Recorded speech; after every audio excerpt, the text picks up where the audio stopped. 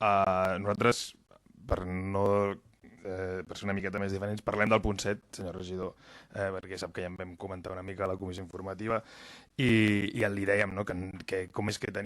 el patronat del museu, com és que el pressupost del museu compta amb un 33%, pràcticament 33,3% de romanent de tresoreria, el seu pressupost en romanent de tresoreria. Creiem que és un romanent de tresoreria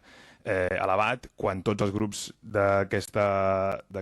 consistori estem reclamant la dinamització del museu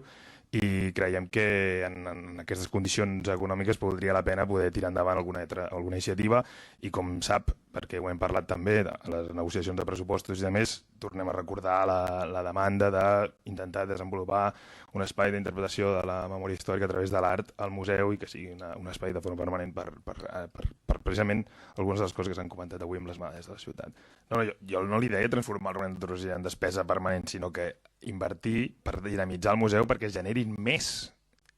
ingressos al museu. Ja sé que depèn del patronat, que també s'hauria de reunir potser més sovint, perquè crec que es reuniran ara en breu, però han estat molts mesos sense reunir-se. Per tant,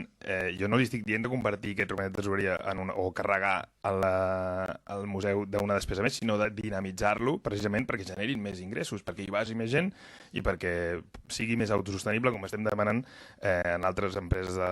municipals i de més. Va en aquesta línia, no va en generar despesa permanent i estructural, sinó fer una petita inversió en aquesta línia. Moltes gràcies.